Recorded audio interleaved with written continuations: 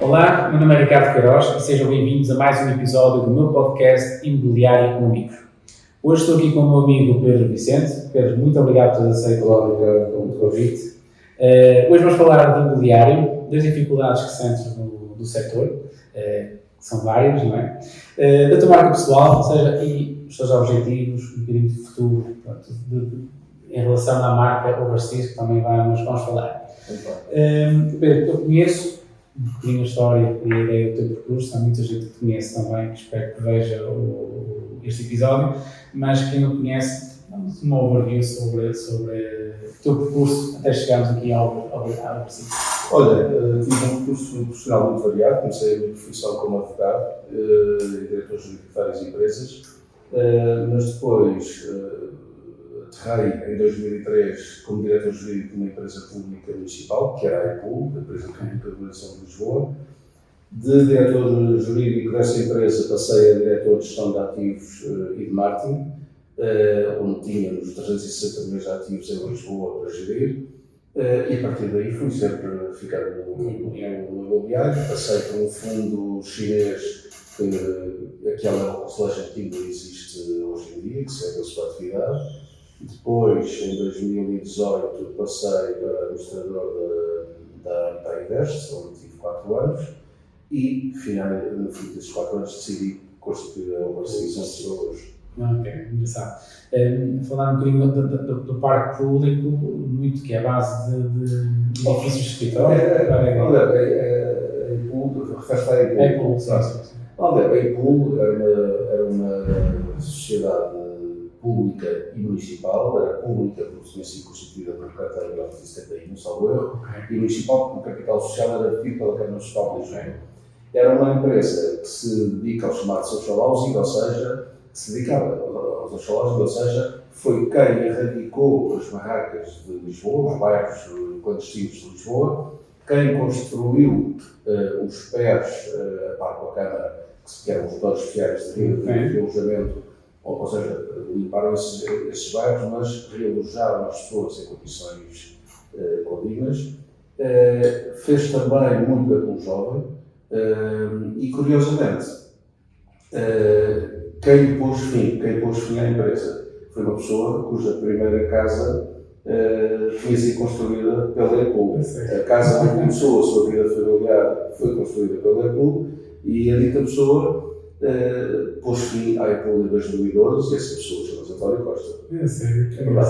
Curiosamente, o tempo deu razão a quem trabalhava na altura na EPUL, que foi escandaloso ter-se posto fim a uma empresa que era a porta de entrada dos jovens, como para o próprio Correio disse, era a porta de entrada para os jovens para viverem no centro de Lisboa, para não serem empurrados para demorar 1 ou 2 horas para chegar a Lisboa todos os dias.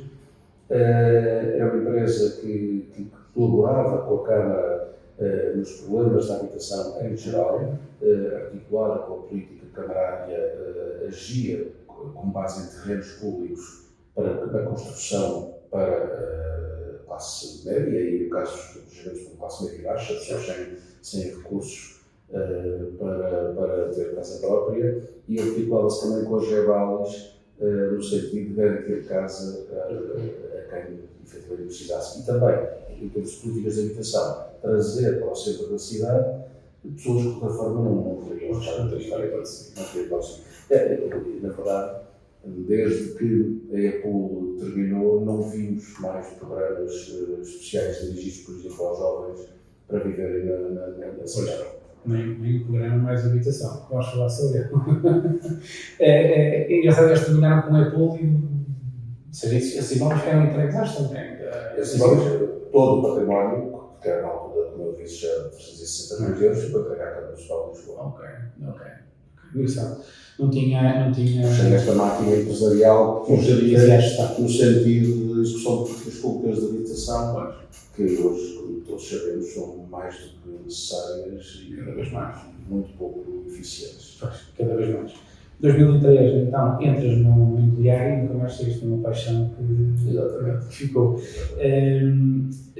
Antes de entrar e ocupar cargos superiores, já fizeram algum tipo de investimento imobiliário ou nunca tinha? Nunca tinha desenvolvido essa ambição quando entrei na EPUL, estive lá há 10 anos, e sobretudo na área de gestão de ativos, percebi, aprendi bastante, foi uma escola fundamental para mim. Eu pensei na altura com 40 anos, com colaboradores muito sabedores, muitos sabedores e muitos clientes. No caso, conheciam Lisboa como ninguém. E, portanto, eu aprendi com eles a conhecer estes ativos, todo o ciclo de transformação dos ativos, foi lá que eu aprendi.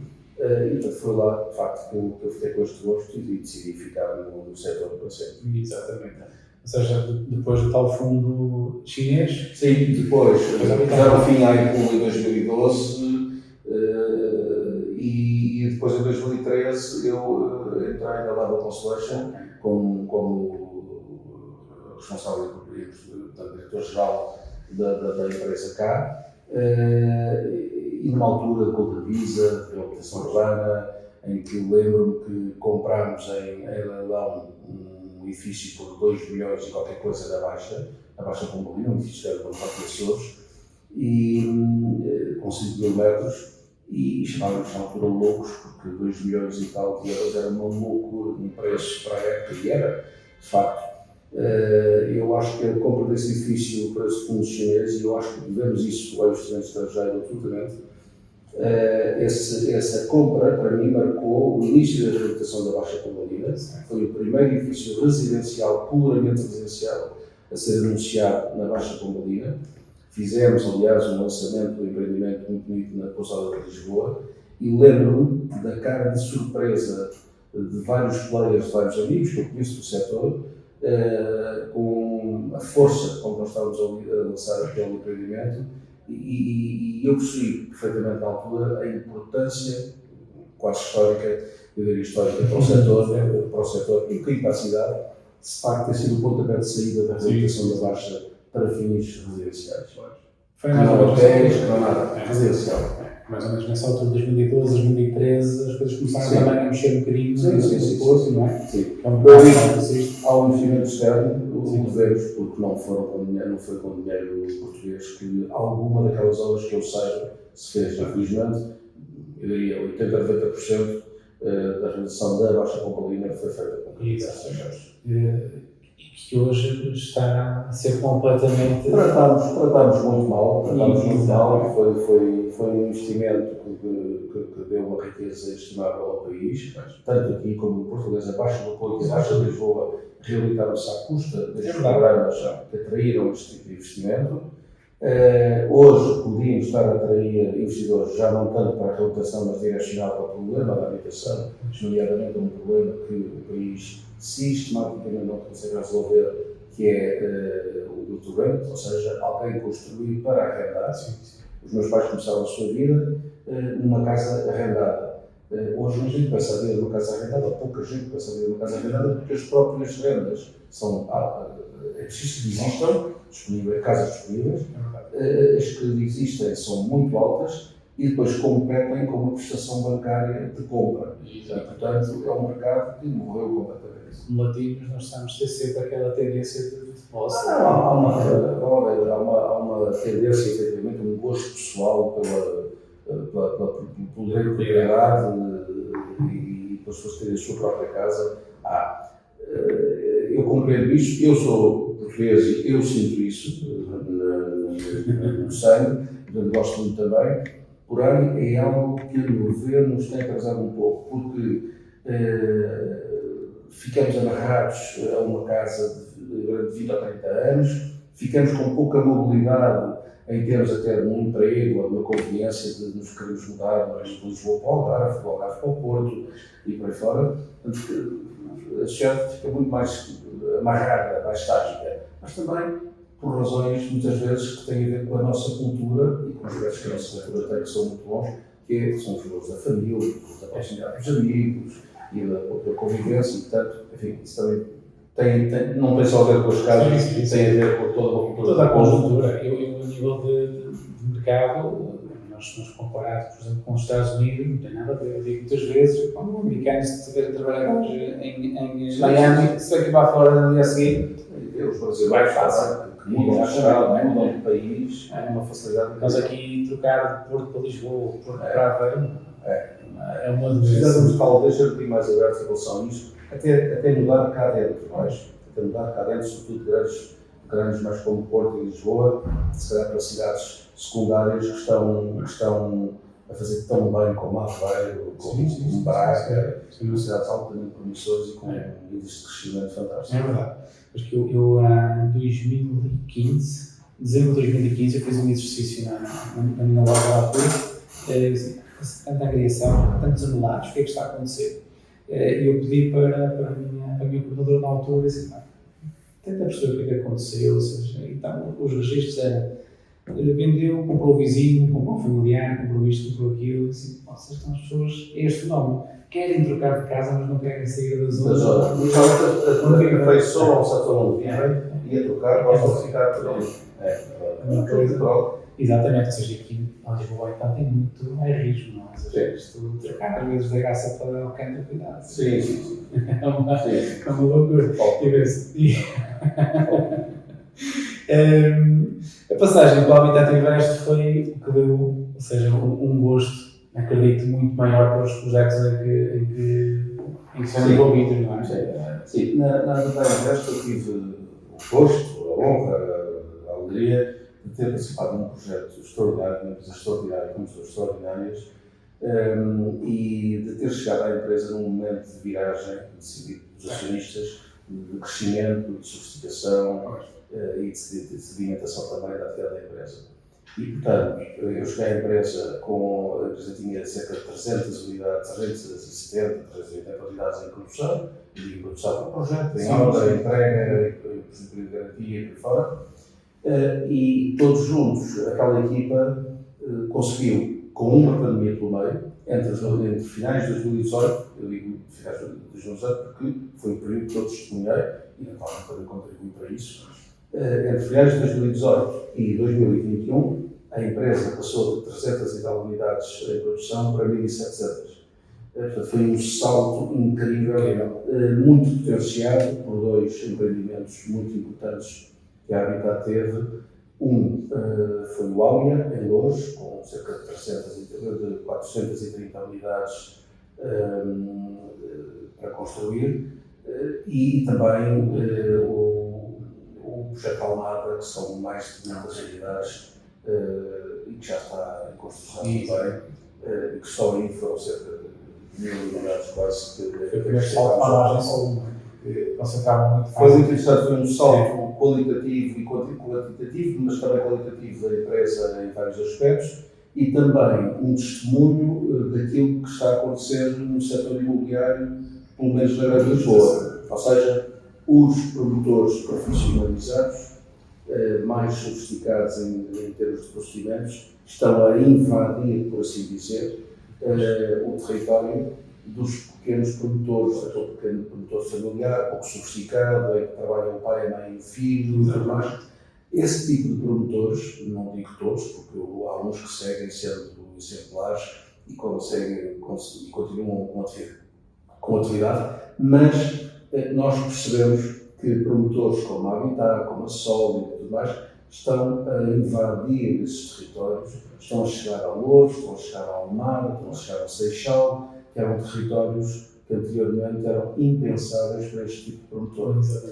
Isso só é bom porque, entrando nesses territórios, contaminam, de certa forma, no bom sentido, os concorrentes e vão exigir deles mais qualidade, mais esforço, mais sofisticação.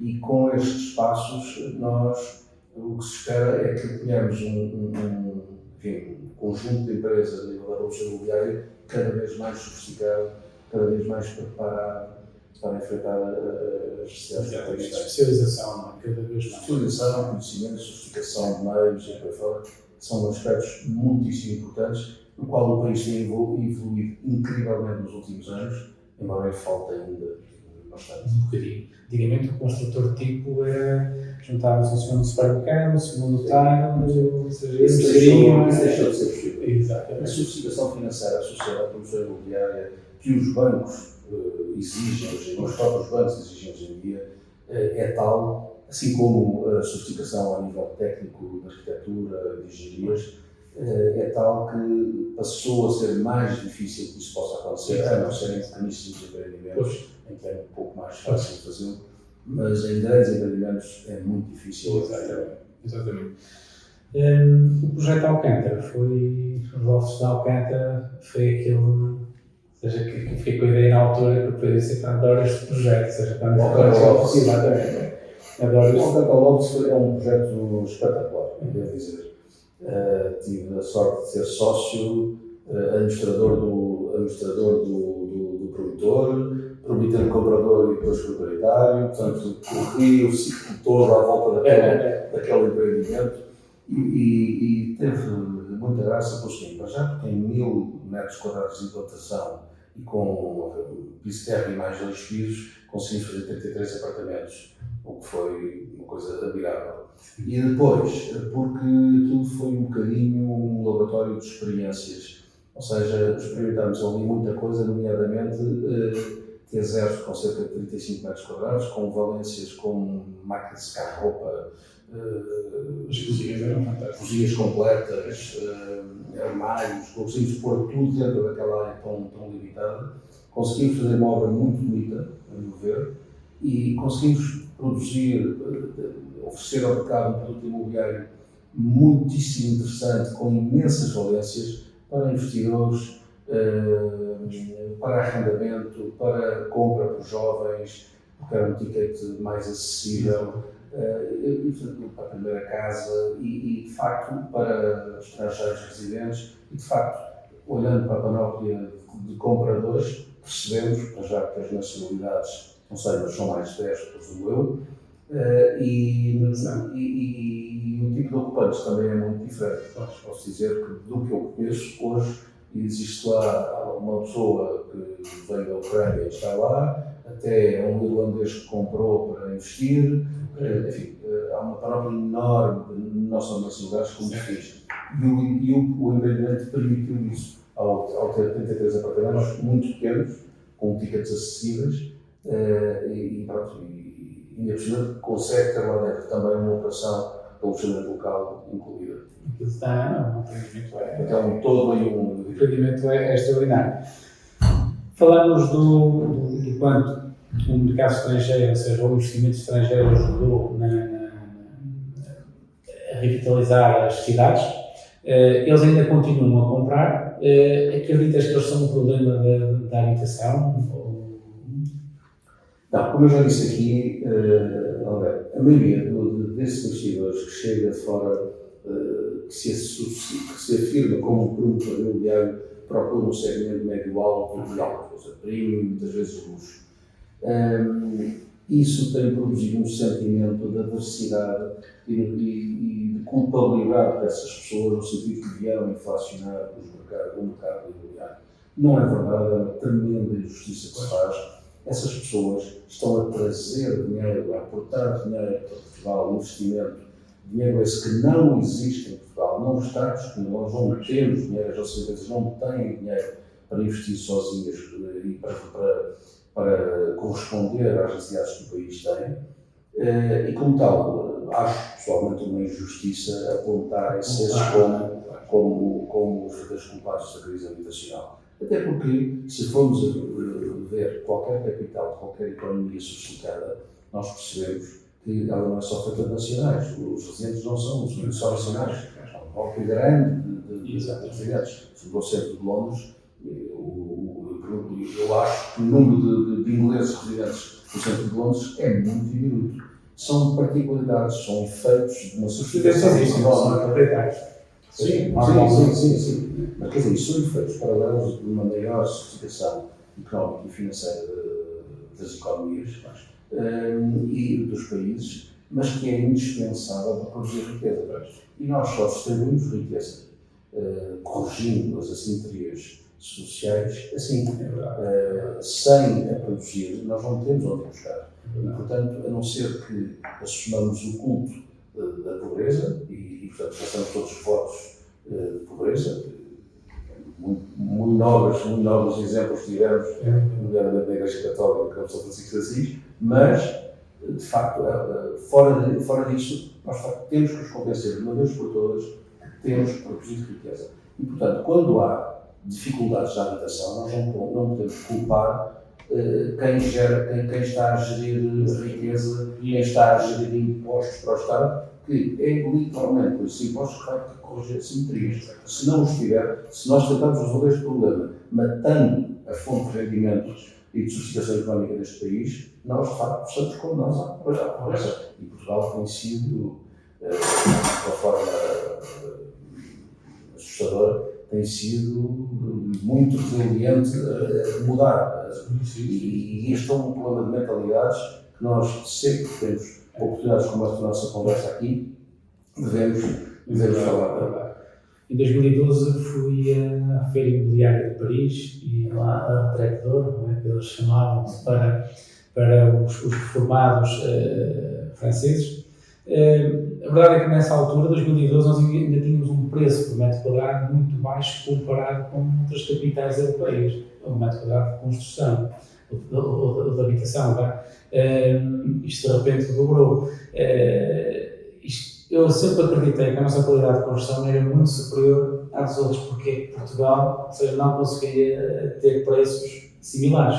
Porque Lisboa, ou seja, que foi durante muitos anos, ou seja, o centro da Europa no que diz respeito a mercado, tinha um preço de quadrado baixíssimo, não é? O mercado estrangeiro veio, começou a investir, ou seja, e fizeram com que nós nos façamos uma grandeza. Se bem que nós temos que ser conscienciosos e temos que perceber que também não é razoável que Lisboa comece brevemente a apresentar preços mais elevados ainda do que em outras capitais europeias. A cidade depois não tem para oferecer o correspondente a esse preço. A cidade é maravilhosa, é encantadora, foi descoberta pelo mundo, está toda a gente seca, toda a gente encantada com Lisboa, porém a cidade tem limitações importantíssimas e não é possível nós acharmos que se vende mais caro nas avenidas novas do que no bairro de Salvador em Madrid, porque isso não corresponde à percepção verdadeira da realidade económica e financeira dos locais onde estamos. E, portanto, nós temos que ter muito cuidado sobre esse aspecto. Eu acho que é uma coisa muito importante que se devia fazer em Portugal, que era atacar os verdadeiros especuladores imobiliários do mercado. E os verdadeiros especuladores imobiliários do mercado não são aqueles que fazem casas. Esses vendem casas pelo valor possível que o mercado consegue acumular, constroem com muitas dificuldades porque o preço de construção está elevadíssimo e, portanto, a margem que estão a ganhar com esses, e ganham, é preciso dizer-se que são empresas, e são empresas feitas para dar lucro a quem as fundou e a quem trabalha por elas e a quem trabalha nelas, mas é preciso dizer que os verdadeiros especuladores do imobiliário são pessoas que têm edifícios degradados, fechados há 10, 20, 30 anos à espera que o seu valor aumente, são pessoas que têm terrenos adjacentes no centro das cidades e que, por exemplo, não querem fazer nada deles, que não ligam nenhuma, porque acham que daqui a 10 anos ou daqui a 5 anos vão vendê-los por dobro. Aqueles que estão no mercado a vender e que, quando recebem uma proposta de 1 milhão, a seguir vão e pedem 2 milhões, esses são os verdadeiros especuladores do mercado.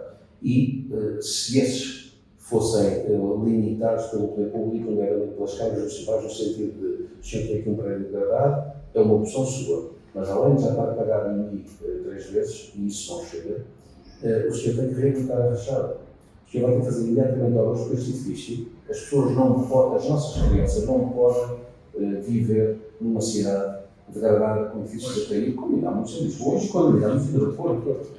Portanto, quem tem edifícios, muitas vezes nessas situações, com intenções meramente especulativas, devia ser obrigado, além de pagar o IMI, a duplicar ou triplicar, como já vão pagando alguns, porque muitas vezes mete-se um projeto à quebra qualquer, sem intenção nenhuma de realizar, e de repente já se justifica porque é que não se realiza na fachada. Se houvesse um poder efetivo nesse sentido, nós temos as nossas cidades impecáveis.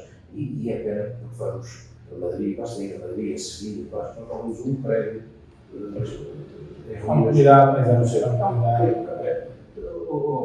há poder há poder, há quem mande e há quem organize, e há quem diga, isto assim não é possível. E, portanto, como digo, eu acho que isto é preciso denunciar, são esses os verdadeiros especuladores do imobiliário, são esses os que vêm e que batem-nos à porta a pedir autênticas fortunas, muitas vezes por argumentos muito engraçados. Então o valor estimativo que isto tem para nós. Portanto, as pessoas muitas vezes chegam a dizer isto. Infelizmente, muitas vezes temos que dizer às pessoas, olha, se é um grande valor afetivo, estimativos, fique com ele. Não é possível, não faça uma revelação e arrendem logo de jeito. Falamos da Habitat, criaste o Overseas, o projeto que terá 2 anos. 2 anos. O Overseas. Faz este mês 2 anos. Tiveste medo, seja de. Imenso. Hoje ser promotor imobiliário, como disseste agora, para o preço da construção, para o preço que vai adquirir. Ser um promotor imobiliário nacional, com capitais instituições nacionais, que tem acontecido até agora. Tive imenso medo, claro que sim, é um desafio enorme. Não estou arrependido, como já disse hoje, não estou arrependido, está a ser muito difícil, mas as perspectivas são boas. Nós conseguimos, num ano de atividade, anunciar a partir de Amsterdão o nosso projeto de bandeira, para assim dizer, que é o Karl Lagerfeld de Lisboa Residences, que está em licenciamento da Câmara Municipal de Lisboa. Estamos a embarcar por um caminho que eu acho que vai produzir alguma diferenciação deste promotor, será um promotor de nicho, de alguma forma, nas condições de crescer. E, portanto, dentro dessa perspectiva, fora as dificuldades naturais do mercado, está a ser algo muito interessante. Como é que surgiu essa ligação ao legado, neste caso, daqueles que conhecemos nós, do Karl Lagerfeld? Bom, partiu de uma amiga, o desafio, da Ana Amaral Neto, que tem uma empresa especializada em luxo, nas suas várias formas, e que organizou um evento com a Karl Lagerfeld em Lisboa com a APPI, com a Associação dos Produtores Imobiliários, e pelos vistos eu fui o único produtor imobiliário a pegar na ideia e a dizer eu quero isto. E eles gostaram muito e foi muito bom, muito importante, porque à partida seria muito difícil uma empresa acabada de criar conseguir convencer uma marca como a Karl Lagerfeld a vir a par com uma startup, por assim dizer, em que não tinha track record, não tinha produzido nada e foi difícil por isso, mas também muito interessante. E conseguimos não só, dessa negociação que foi intensa durante um ano, conseguimos não só o mandato para fazer com eles o Karl Lagerfeld de Lisboa, aqui ao lado na Rua Cancã, como também um mandato expresso para fazer um empreendimento Karl Lagerfeld em São Paulo, no Brasil. E que ainda andamos à procura da oportunidade certa. Interessante. Não sabia que já estavas aí para... Sim, fomos empurrados pela marca nesse sentido. Tenho um sócio brasileiro que também tem atividade económica lá no Brasil e, portanto, com a ajuda dele estamos a tentar dar esse salto para nós certamente. Fantástico, de certeza absoluta. Nível de dificuldades já falamos, custa mão de obra, a aquisição dos terrenos e nível camarário. Como é que se está a comportar Lisboa? Bom, a nível camarário, vamos ver, eu tenho falado muitas vezes, se calhar de uma forma que me até antipática, no sentido de que eu não me conformo, e disse há pouco, eu não me conformo se vou a Madrid e vejo uma cidade impecável, o espaço público impecavelmente tratado e depois o edificado impecavelmente tratado. Eu não me conformo vir a Lisboa e ver diferente. Não me conformo com isto. Não há razão para nenhum português se conformar com isto. Nós não podemos. Temos que ser, nesse aspecto, insurrectos e não podemos aceitar. Não podemos dormir um dia com este tipo de situações. E, portanto, eu tenho falado muitas vezes publicamente disso e tenho atacado todas as estruturas que demoram um mês a passar um documento desta secretária para essa. Isto não pode acontecer em Portugal, mais uma vez, a não ser que todos façamos um voto de pobreza. Isto não pode acontecer. Não pode. E, portanto, quando a burocracia mata a riqueza que nós tanto precisamos, nomeadamente para erradicar a pobreza, exatamente. Eu revolto, não aceito.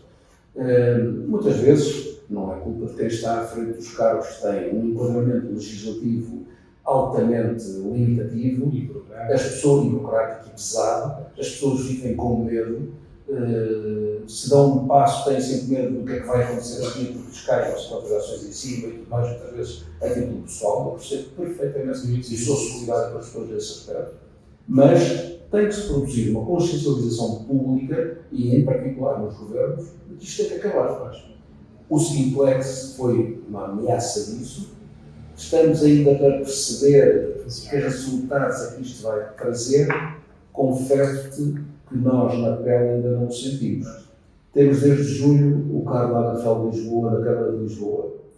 Fizemos um trabalho enorme quando a gente saiu com a Câmara de Lisboa, no sentido de alinhar o mais possível àquilo que as duas instituições entendiam para o edifício. Esta promoção da proteção da vida da liberdade, temos um edifício que tem alguma proteção, que é o edifício Castilho ao lado, foi preciso atender a 1000 condicionantes, como o Metro de Lisboa e por aí fora. Fizemos um trabalho intenso antes de submeter o projeto à Câmara, para que tudo batesse certo. Foi entregue no final de julho. Estamos agora a ver com atenção qual vai ser a resposta da Câmara de Lisboa neste âmbito de Simplex e de arejamento. Era uma pergunta que eu ia fazer, o que é que achavas do Simplex, mas já respondeste, não é?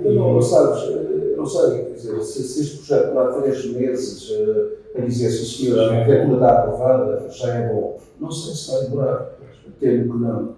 E, portanto, quando as coisas são assim, já estão mal. Falámos há pouco tempo por Digo Expresso, não é? Que na Zona Norte, principalmente Porto Matosinhos e Vila Nova de Gaia, em meio de 500 processos a menos em período ao mundo, ou seja, desde que entrou o Simplex. Não faz sentido. Não faz sentido. Isto, eu noto, isto é a minha interpretação, a minha humilde interpretação, que eu acho que o sistema está preparado para as coisas, vamos andar, mas é que nós queremos, não é como vocês querem, não é? Se está aqui um ataque ao poder central e que depois, ou seja, é um bolo na neve. Vai ser muito difícil convencer o poder público de que não pode continuar assim. Quem está à frente das instituições tem imensas dificuldades de dar a ordem e, portanto, há aqui uma revolução qualquer que é preciso acontecer para que isto, de uma vez por todas, funcione. Estamos ligados neste momento agora ao grupo do Carlos Lagerfeld. Sente algum receio que eles em Portugal é burocrático demais, ou seja, não quer saber disso porque eles já têm operações nos países, não é? Sim, eles aqui não funcionam como investidores. Okay. Eles, no fundo, emprestam a marca, emprestam o DNA da marca através de arquitetos e designers próprios, que estão a trabalhar diretamente connosco. Mas, obviamente, que eles me pedem, por exemplo, um projeto no Porto e outro na Comporta. Obviamente que, se correr mal eles não vão querer voltar. E para sempre não. Quem é investidor, quando vem para aqui, informa-se de como é que as coisas se passam. Se percebe que há esta adversidade, que ela não muda, obviamente que vai para outro mercado. O Hugo Santos Ferreira, presidente da APPI, tem falado várias vezes que pode fazer uma lista que não acaba de pessoas, investidores, que vieram para Portugal para estar connosco, para investir aqui, e para que vinham cheios de boas intenções e estão a perceber as dificuldades extremas que enfrentam na relação com o poder público que existem. Esta é uma pergunta que eu ia fazer da relação com o mercado estrangeiro, qual era o feedback deles, mas mais uma vez, conversa deles para eles, quando têm, sabe? É uma pequena redução que tem que ser operada no país. O país, Ricardo, o país tem que decidir que tem que ser um país rico. E rico não é andarmos todos com Rolex e com cheios de joias, não. É rico no sentido de as pessoas viverem todas com dignidade. Mas também com mentalidade. E as mentalidades para isso têm que se adaptar. Sem dúvida. Sem dúvida. É interessantíssimo. Começa-se a ouvir falar de subprêmios, começa-se a falar em bolha imobiliária. Achas que estamos nesse ponto? Olha, eu ando a ouvir falar de bolha imobiliária desde 2014. Já lá vão 10 anos. Vamos lá ver. Não há bolha imobiliária nenhuma. Há o resultado de um conjunto de fatores que tem conduzido a que a construção de Portugal tenha crescido bastante e que o produto final tenha preços bastante mais elevados e continua, apesar de tudo, a subir ligeiramente. Ou seja, não houve mais habitação nenhuma que tenha conseguido minimizar de forma sensível os problemas que nós temos da carência da habitação. A questão está em que comprar para transformar é caríssimo, a construção em si é caríssimo, os materiais de construção subiram muito com a pandemia, nivelaram, um ou outro baixou, mas não voltou àquilo que era. A mão de obra está a ficar cada vez mais cara, mas também porquê? Porque as pessoas precisam de ganhar mais e ainda por cima temos um problema de mão de obra, ou seja, muito da mão de obra especializada que nós tínhamos emigrou, contaram há pouco tempo um aspecto curioso, que as segundas-feiras de madrugada no aeroporto do Porto são dramáticas. Porquê? Porque há uma quantidade de trabalhadores que saem de madrugada para a Europa e que voltam depois sexta-feira à noite. Pronto, e é isto. E, portanto, com essa escassez, temos muita imigração, mas é uma imigração não qualificada e que executa com facilidade trabalhos mais simples, agrícolas, mais trabalhos especializados, não consegue ou demora tempo a aprender. E, portanto, tudo isso contribuiu para que o preço do produto final tenha subido bastante. Exatamente. Porque as pessoas que não foi acompanhado pelo aumento dos ordenados. Exatamente. Mas as pessoas não têm dinheiro. É verdade. Os portugueses, não temos dinheiro. Esta é a pergunta que toda a gente se faz.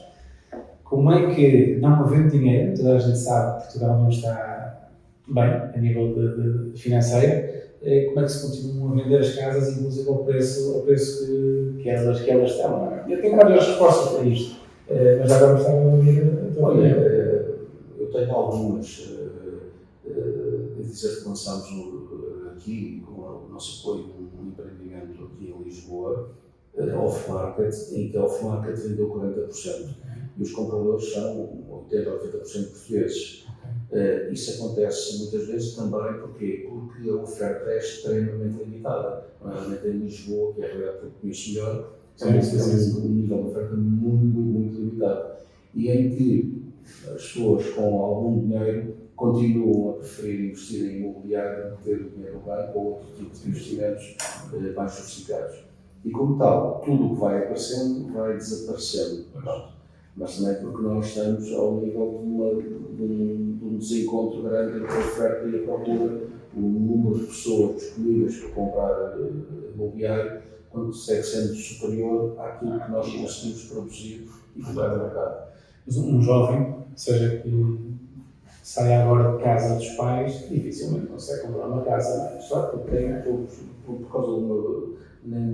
As pessoas têm falado de políticas de salários baixos. Não há nenhuma política de salários baixos. Há uma política de que, de facto, as empresas não têm dinheiro, são sangradas com o IRC, depois as pessoas assim são sangradas com o IRS. Há uma carga fiscal inibidora sobre as empresas, inclusive com encargos sociais para as empresas e para os trabalhadores também, a pontos de que aquilo que as pessoas, não só não há incentivo às empresas para aumentarem os salários, como também depois a cadeia de impostos a que as pessoas estão sujeitas e as empresas é tão forte que aquilo que deixa disponível para colocar na economia é pouquíssimo residual. Exatamente. As pessoas não conseguem.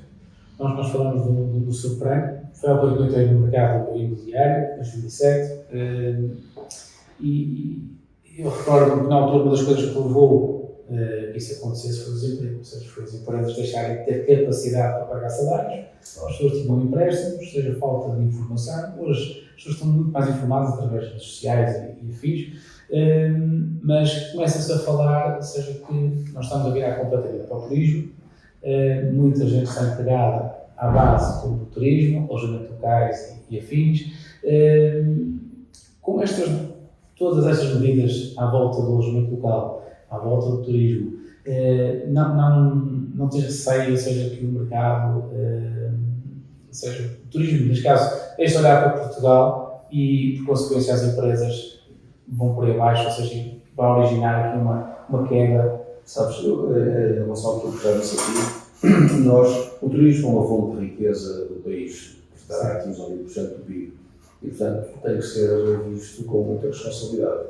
E nós também temos que, não podemos culpar as áreas em que somos bem-sucedidos por aquilo em que não somos bem-sucedidos pelos nossos problemas. E, portanto, eu acho que o turismo é um desígnio deste país, tem todas as condições para ser um player importantíssimo, tem vindo sempre a crescer e eu acho que não vai acontecer que Portugal desapareça do mapa em termos turísticos a partir de agora. Porém, o que nós temos que fazer, para já, a meu ver, é, dentro dos possíveis, a reindustrialização do país. O país desindustrializou-se a partir dos anos 90 de uma forma dramática. Não acho fácil, mas acho que é um desígnio europeu, não é só português, é um desígnio europeu, português, Itália, que se tornou quase uma colónia económica e financeira de outros países, de outras origens, e quando era um país cuja economia é sustentada pelo setor empresarial. E, portanto, nós na pandemia tivemos um cartão encarnado nesse sentido, no sentido de que, cuidado, não dependam absolutamente de quem chega aqui e compra os produtos mais barato, porque isso pode ser bastante mais caro. Portanto, eu acho que nós temos que contar com o turismo, temos que contar com o setor imobiliário, temos que contar com o setor económico das empresas e da indústria. Portanto, enfim, acho que tem de ser todos os setores a fazer a riqueza do país. Boa resposta. Vamos tomar muito mais tempo. Apesar de tudo, na tua perspectiva, eu continuo a acreditar que o imobiliário é sem dúvida um investimento, não é o melhor, mas o mais seguro, não é? Ou seja, a longo prazo. Assim, olhando para uma história recente do nosso mercado, dá uma sensação que as pessoas seguem a sentir isso. E a percepção do tijolo, do edificado, daquilo que vê, tocar, e um sentido também de proteção. Se eu precisar um dia, se algum dos meus precisar um dia, tenho uma casa. E isso está muito arraigado na cultura nacional, as pessoas gostam muito disso. Às vezes, ainda que sem a perspectiva de precisarem, gostam muito de ter. E, portanto, e por isso é que nós vemos também, com a situação que fizemos agora, que muitos portugueses compram a habitação para ter, não precisando de tudo dela, mas para aplicar as suas poupanças e também para fins de rendimento. E isso é muito importante porque gera também casas para o mercado de arrendamento, gera casas para jovens em início de vida e, de facto, é indispensável. O imobiliário é aquele ponto-chave quando se fala em rentabilidade e quando se fala em investimento. Muitas vezes somos mal vistos, mais uma vez, os ricos investem em imobiliário, mas pronto, isto podes. Claro que uma pessoa da classe média portuguesa neste momento, o ser proprietário de uma casa, seja ela qual for e onde for, para rendimento, para arrendamento de terceiros, parece que é um rico. De facto, ter hoje em dia uma casa para rendimento é um complemento de financiamento muitíssimo importante e não quer dizer que todos devêssemos ambicionar a isso. Agora, as pessoas que o têm não têm que ser ricas, muitas vezes classe média imediata que aplicam uma herança, um prémio que receberam, uma poupança de uma vida inteira e que fazem esse investimento uma questão de segurança, uma questão de estabilidade económica da família. E, portanto, mais uma vez, essa mentalidade dos ricos tem que mudar, porque ricos devemos ser todos nós. É verdade. Concordo plenamente. Investimentos a norte. Para quando é que o Barcido vai... Uma dificuldade, já nos tempos da Habitat Invest, uma dificuldade de conseguir comprar coisas a norte. O Porto, uma cidade com um território muito pequeno e já muito explorado e muito desgastado, onde é muito difícil fazer o que quer que seja. Gaia, como elemento de descompressão, explodiu, está muito exposta, a meu ver, com um número de unidades previstas para vir enorme. Aí, por isso, também a questão da mentalidade, que vai mudar inevitavelmente, mas é a mesma coisa que Lisboa com Almada e Porto com Gaia. As pessoas de Porto não gostam de viver em Gaia, as pessoas de Lisboa não gostam de viver em Almada. Eu acho que esta nova geração vai mostrar-nos que se vive muitíssimo bem em Almada, que se vive muitíssimo bem em Gaia, com imensa qualidade de vida. Não é melhor nem pior, é diferente. e que viver em Almada ou Gaia seguimos sendo as mesmas pessoas.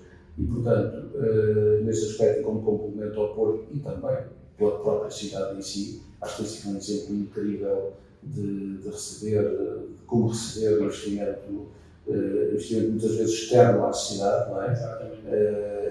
Mas, como te digo, tínhamos muito gosto de ver Eventos a Norte. Já tentámos estes 2 anos várias vezes ter coisas no Porto ou em Gaia, mas tem sido sempre impossível, muito difícil. Falávamos ao almoço, muito fruto daqueles Muito fruto dos verdadeiros especuladores. Exatamente. Eu ouvi-los. Exatamente. Pedro, para terminar, como é que vês o mercado imobiliário no futuro? Ou seja, temos agora todas estas dificuldades, temos uma inteligência artificial aí a mexer com isto tudo. Qual é a tua perspectiva em relação a isto?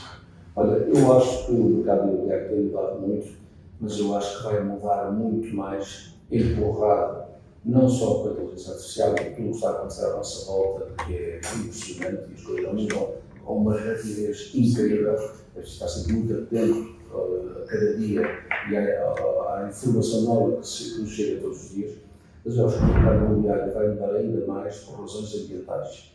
Eu tenho vindo a dizer ao longo dos anos que nós seguimos cegos e surdos em relação a essa necessidade. Estamos sentados de perna cruzada à espera de legislação, à espera de sermos espremidos por legislação que nos obriga a cumprir metas que vão ser já nessa altura urgentes e desesperadas de cumprir os desígnios de 2050 em termos de emissões de carbono.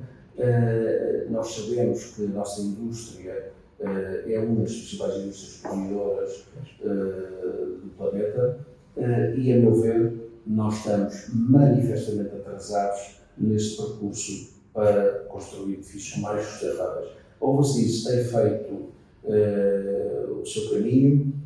Nós decidimos aderir à metodologia Levels da União Europeia, que não é uma certificação, mas é um percurso, um framework para construir edifícios mais sustentáveis. Portanto, nós estamos a trabalhar isto, por exemplo, no edifício que estamos a desenvolver com a Karl Lagerfeld. Não só estamos a seguir a metodologia Levels, mas temos também 2 parceiros de eleição que estão connosco, as suas equipas científicas estão sentadas com a nossa equipa a desenvolver soluções técnicas, tecnológicas, no sentido de reforçar a sustentabilidade do edifício.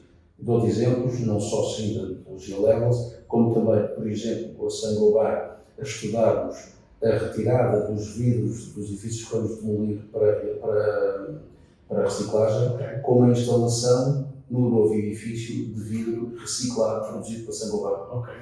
No caso da Mota-Engil, da Renewing, que é uma empresa do grupo Mota-Engil, estamos a estudar produção de energia fotovoltaica a partir da fachada do edifício, que a existir, penso que será o primeiro edifício residencial a produzir energia para a sua própria iluminação externa. Industrial Já existem na área da logística alguns exemplos. Na parte residencial, segundo sei, não existe. Nós desejamos que, pelo menos, a iluminação da fachada do edifício seja autossustentável. Fantástico, fantástico. E parabéns pela iniciativa. A Vanguarda está convosco também na parte das madeiras e afins, mas também querem avançar no Sim, a Vanguarda tem feito um percurso brilhante enfim, como quase o primeiro líder do setor, pela expressão que tem no setor, com a porta inteira, tem-nos mostrado inteligentemente caminhos, nomeadamente construção modular e em madeira, que pareciam, ao princípio, umas meras intenções, mas estão concretizadas até com a compra de indústria associada aos seus projetos, e que muita gente, à conta da Vanguarda, está também neste momento a equacionar esse tipo de construção. E nós não somos diferentes, também estamos a pensar nisso. Sem dúvida. Pedro, não vou tomar mais tempo. Muito obrigado por dar uma agenda sempre preenchida, conseguir arranjar aqui um bocadinho para estar comigo.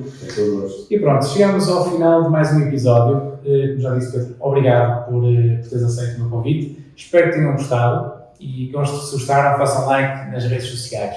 Vemo-nos no próximo mês com mais um convidado, com mais histórias, novos desafios, que certeza vais gostar de ouvir. Muito obrigado.